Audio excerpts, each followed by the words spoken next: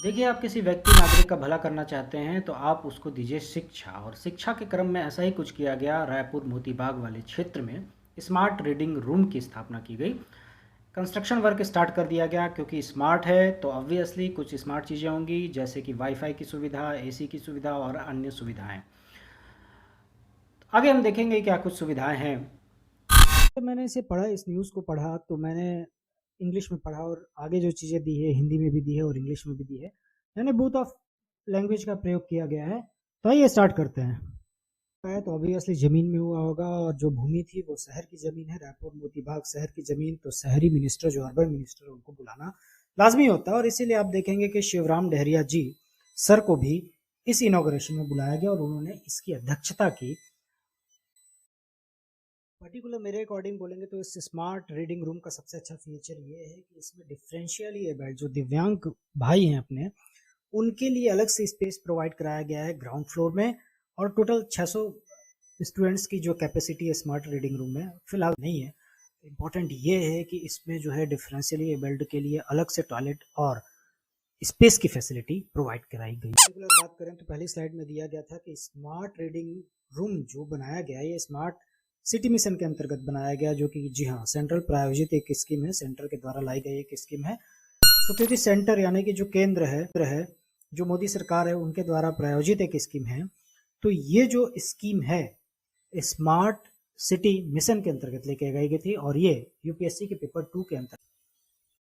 तो जब बात आती है स्मार्ट सिटी मिशन की, तो ऑब्वियसली इसका जो भी यूज़ था वो स्मार्ट तरीके यानी कि टेक्नोलॉजी के तरीके से नागरिकों को सुविधा यानी कि उनको सर्विस देना, जैसे कि रोड बनाना हो गया, फैसिलिटी प्रोवाइड कराना, या फिर आपका एक शिक्षा एजुकेशन इंस्टीट्यूट टाइप का कुछ बनाना। और वैसे शिक्षा से रिलेटेड आपने अभी देखा कि एक स्मार्ट रीडिंग रूम का इनॉग्रेशन किया गया है अभी भूपेश बघेल जी के द्वारा। तो इसी तरीके से आप देखेंगे सॉलिड वेस्ट मैनेजमेंट, जिसका नाम है ठोस अपशिष्ट प्रबंधन, यानी कि एक सॉलिड जो भी वेस्ट आएगा हमारे घर से निकला हुआ, या फिर आप कहें जो भी ऐसा कि गीला कचरा और सूखा कचरा अलग अलग करना, इस प्रकार से अगर आप देखेंगे कि सॉलिड वेस्ट मैनेजमेंट भी इसी स्मार्ट सिटी मिशन के अंतर्गत रखा गया था। तो नागरिकों को एक बहुत ज़्यादा अच्छी लाइफ देने के लिए, जो उनको इंफ्रास्ट्रक्चर, बेसिक जो इंफ्रास्ट्रक्चर है वो प्रोवाइड कराने के लिए स्मार्ट सिटी मिशन लेके आया गया था, जो कि obviously centre government, Modi government ji के द्वारा लेके आई गई थी ये स्कीम 2015 में, जून 2015 में। और इस समय लोगों तक फैसिलिटी प्रोवाइड कराने के लिए 100 शहरों को चुना गया था, जिसमें से एक शहर रायपुर भी है। 2015 को लेके आते हैं, सोचते हैं 2020 तक काम हो जाएगा। 2020 तक की योजना थी, लेकिन काम नहीं हो पाया किसी कारणवश। 2023 तक इस स्कीम को बढ़ा दिया गया। आइए नेक्स्ट करंट अफेयर में चलते हैं, जिसका नाम है कृष्ण कुंज। अभी हाल ही में उद्घाटन किया गया कृष्ण कुंज का, जिसमें कदम्ब का पेड़ लगा के उद्घाटन किया गया। और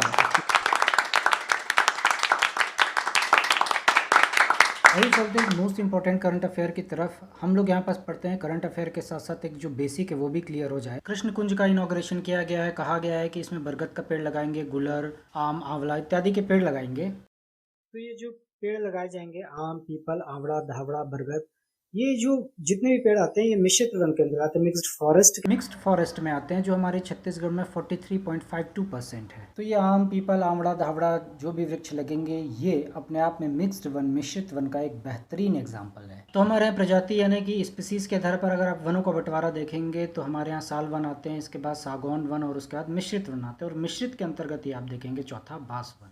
सबसे पहला जो नाम है, जैसा कि ऑब्वियसली साल यानी कि सोरिया रोबस्टा, जो कि हमारे यहाँ कितना है 40.56%।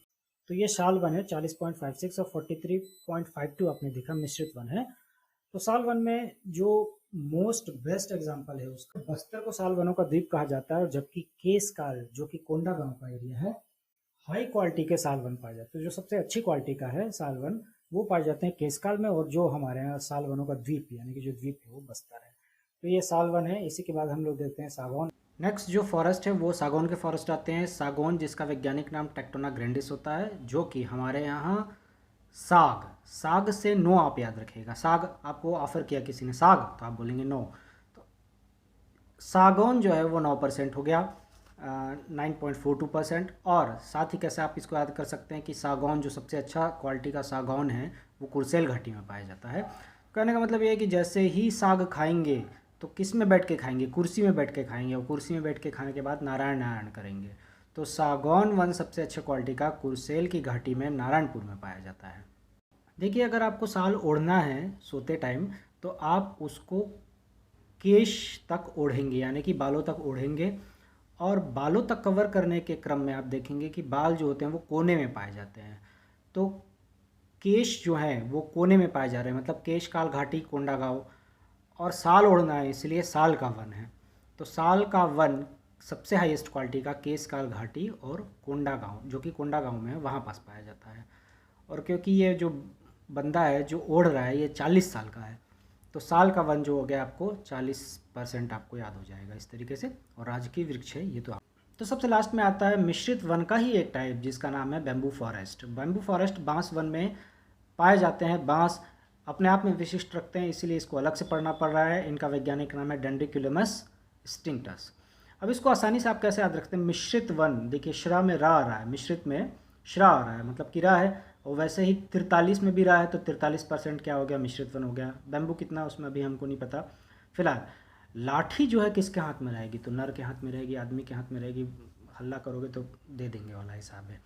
तो जो नर बांस है लाठी बांस है, लाठी बांस को ही नर बांस कहते हैं। ये बात भी क्लियर हो गई।